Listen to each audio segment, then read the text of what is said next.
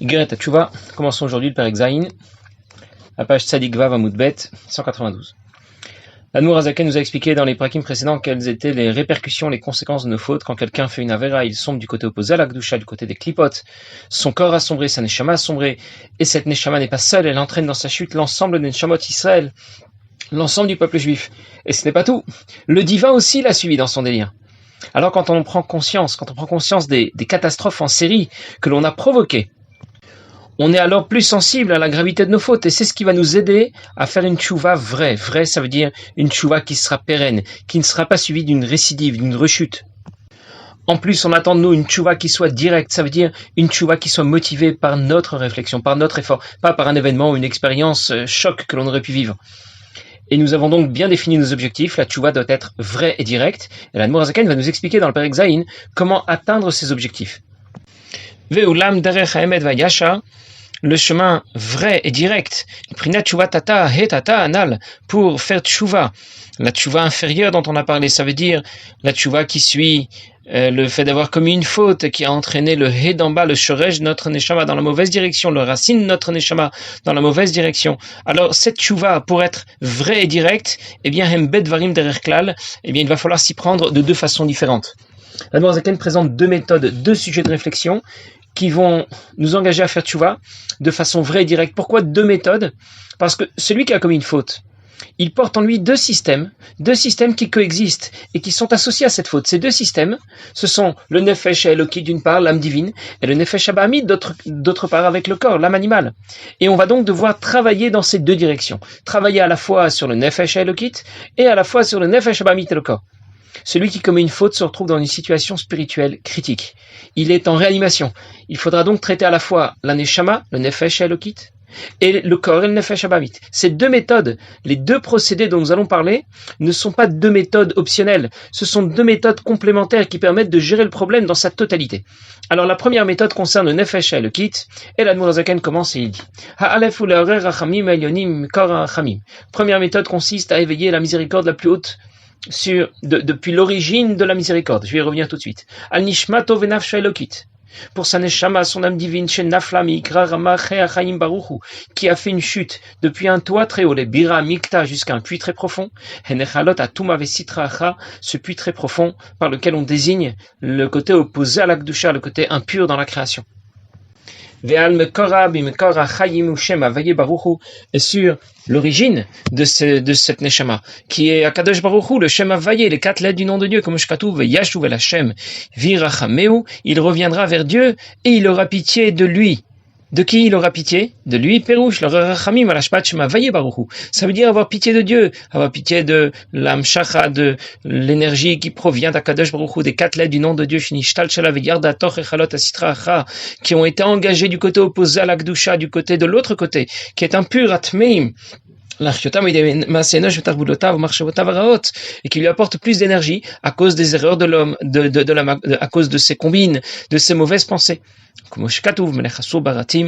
on dit, comme c'est écrit dans Shir Hashirim, le pasuk dit Melech Asur Baratim, le roi est prisonnier de son palais, de ses chambres.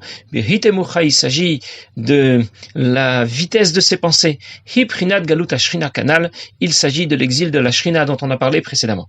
Alors je vais reprendre ce que l'Admour Hazaken vient d'expliquer au sujet de cette première méthode qui concerne le Nefesh Elokit.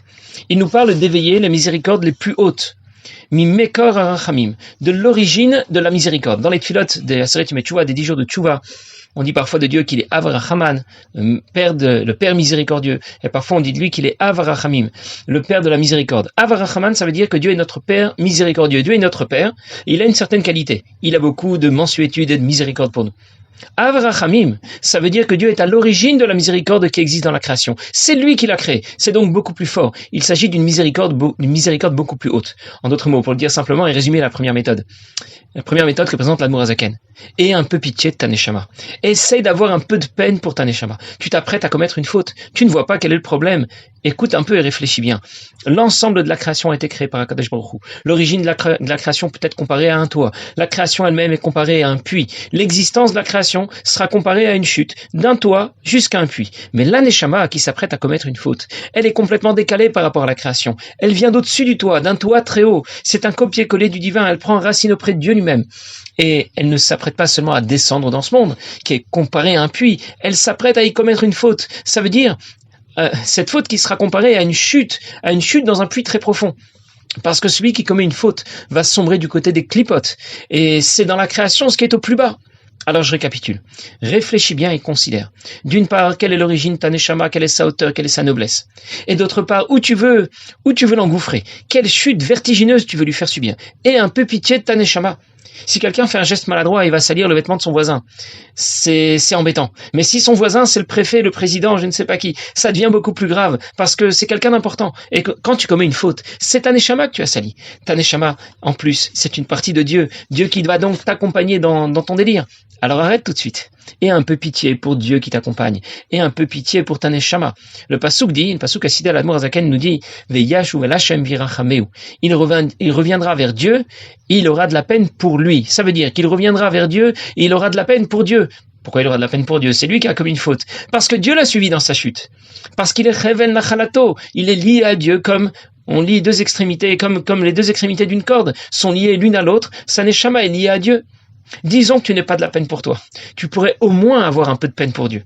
Tu contrains Akadosh Baruch Hu à t'accompagner du côté qui est opposé à la Kedusha. Ce côté qui le dégoûte, que l'on appelle les clipotes. Chaque fois que tu commets une faute.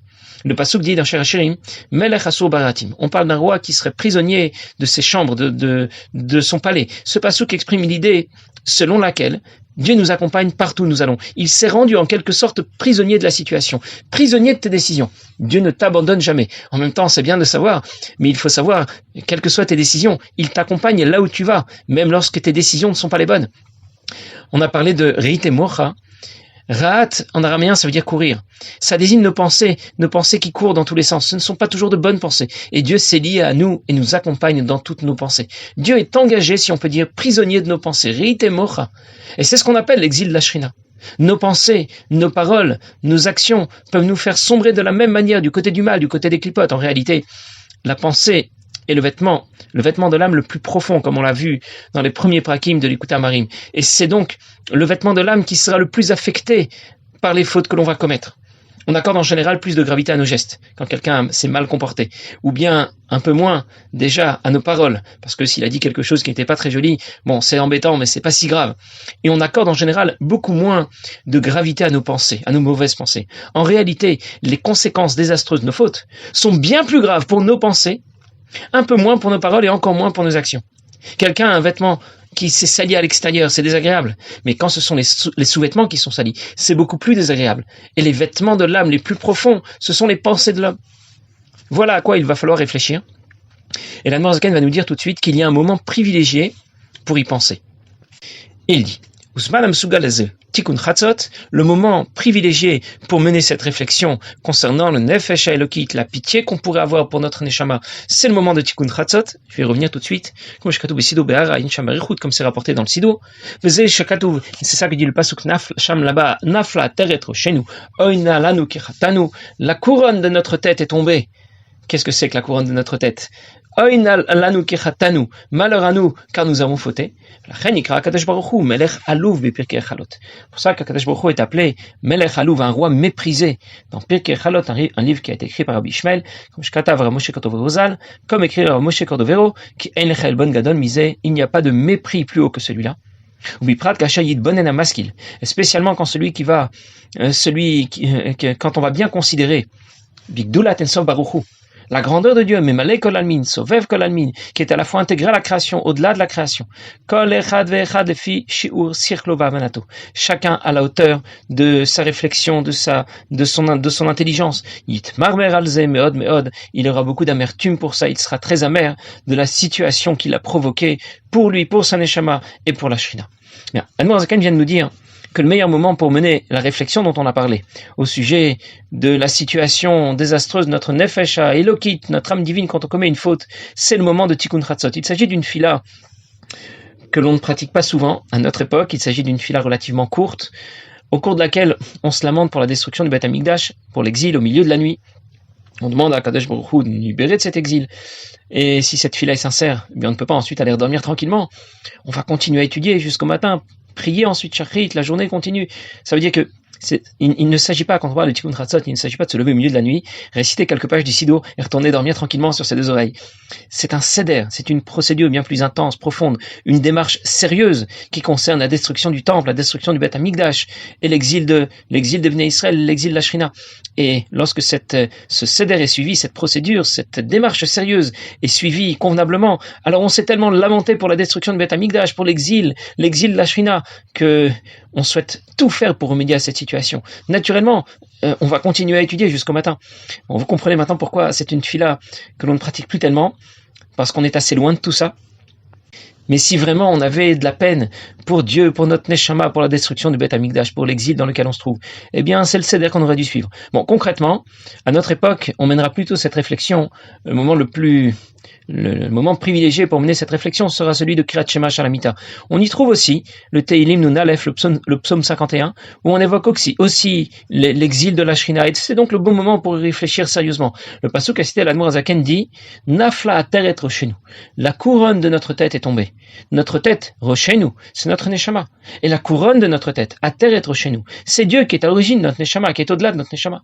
Akadosh Baruch Hu a été méprisé par nos fautes. C'est ce qui est écrit dans Pirkei Chalot, ce livre qui est écrit par Rabbi Ishmael, parce qu'il n'y a pas de honte plus grande que celle-là. Le roi t'accompagne, et toi, tu l'entraînes dans tous tes délires. Tu pars en vrille, c'est une chose, mais tu entraînes Dieu avec toi.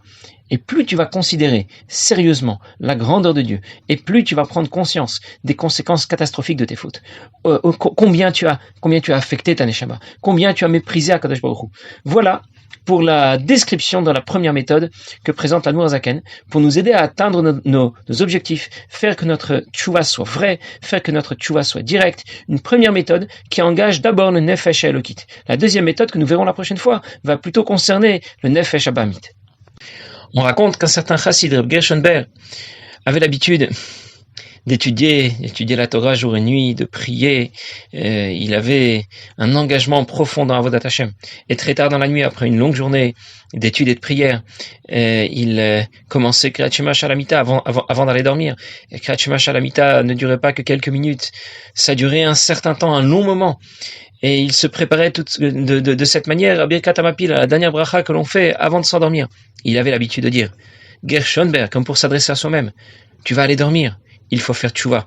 Il faut que demain matin tu te lèves et que tu sois un autre homme, que tu comprennes enfin, que tu ressentes enfin quelle pitié tu pourrais avoir pour toi-même, quelle pitié tu pourrais avoir pour la Shrina. À une autre époque, à l'époque de l'Admour Hazaken cette fois, des chassidim ont raconté à l'Admour Hazaken qu'il y avait un d'entre eux qui fréquentait auparavant le Bet Rabad et qui avait fait une certaine avéra. Et les chassidim avaient décidé de l'écarter, de l'éloigner, de l'écarter de la communauté, de le bannir. Et l'Admour Hazaken leur a dit, vous ne savez pas ce que peut apporter l'ambiance d'un Bet Rabad, l'ambiance de la chassidoute. Un Bet Knesset, un Bet Rabad, un endroit où on apprend la chassidoute, ça a un impact sur tous ceux qui s'y rendent. Qu'ils y apprennent ou pas la chassidoute, ça va avoir un impact positif. Et en ce qui concerne celui qui s'est mal comporté et que vous avez écarté, eh bien, vous n'avez pas pris la bonne décision. Vous devez au contraire le rapprocher, lui permettre de venir davantage au Bet Rabad, afin que, peut-être de cette manière, eh bien, il fera seulement une faute de moins, seulement une erreur de moins. Vous ne pouvez pas imaginer quel plaisir Dieu peut avoir lorsqu'un juif évite de commettre ne serait-ce qu'une seule faute de moins. Et lorsque le Mashpia Reb Shmuel Greenom a raconté cette histoire, il a expliqué que chaque fois qu'un juif commet une avéra, c'est comme si son nefesh elokit reprenait plusieurs coups de couteau, comme s'il se faisait transpercer. Et c'est ça qu'on appelle galut hashrina. Et on peut comprendre alors qu'un mal comme celui-là, c'est un mal qui est encore plus amer, encore plus terrible que celui de la mort. Une autre fois, le Mashpia, Shlomo Chaim Kesselman, faisait Farbringen. Et le sujet, c'était la tchouva, notre sujet. Et au cours du Farbringen, il parlait de faire tchouva, comment faire tchouva, pourquoi faire tchouva. Et il y avait là un bachou, un jeune homme, qui apprenait dans une des yeshivot tichoniot, une yeshiva dans laquelle on apprend aussi en même temps un métier, on apprend les matières profanes, même si le niveau de Kodesh est le plus poussé possible. Et lorsque Reb Shlomo Chaim parlait, on voyait que ce Bachour changeait de tête, il devenait blanc, il était en train de sombrer dans une grande tristesse, une grande angoisse, il comprenait que son comportement n'était pas... Le comportement qu'il avait eu n'était vraiment pas le meilleur, au point que le Farbringen continuait et ce Bachour a commencé à éclater en sanglots. Et les Tmimim, les autres Bachourim qui étaient là, étaient très étonnés, pas seulement étonnés, ils étaient émerveillés de voir quelle sincérité, quelle honnêteté avec soi-même. Et Rav Shlomo Chaim Kesselman a écarté ça d'un revers de la main. Il a dit, ces larmes sont des larmes grossières. Et il a continué le Farbringen, il a expliqué. Quand quelqu'un pleure parce qu'il a commis des fautes, parce qu'il a sali sa neshama, ce sont des larmes, mais des larmes grossières. Elles viennent du fait qu'il ne se sent pas à l'aise. Il s'est sali et il n'est pas à l'aise avec lui-même. Les larmes plus fines, plus raffinées, sont celles que l'on va verser quand on va comprendre que lorsqu'on a commis une faute, on n'a pas seulement sali sa neshama, on ne s'est pas seulement sali soi-même, mais on a provoqué l'exil de la Shrina, on a entraîné Akadosh Baruch Hu dans la boue, là où on s'est engouffré. Et ça, c'est beaucoup plus grave. Et c'est pour cette raison qu'il sera nécessaire de faire tchouva. Alors vous avez remarqué que cette réflexion que l'on mène quand on s'adresse à notre Nefesh Elokit, on lui demande d'avoir pitié de sa Neshama, d'avoir pitié de Dieu, c'est une réflexion qui se fait de façon agréable, de façon sérieuse, de façon tranquille. On parle à notre Nefesh Elokit, on parle à notre Neshama. On ne tiendra pas le même discours avec notre Nefesh Abamit. Notre Nefesh Abamit, c'est un animal, et on va lui parler avec un peu plus de rigueur, avec un peu plus de force. On va pas s'adresser à lui comme on s'adresse à un enfant intelligent. On va s'adresser à lui comme on s'adresse à un enfant rebelle, avec un peu plus de rigueur et de sévérité, mais nous verrons ça la prochaine fois. Passez une bonne journée.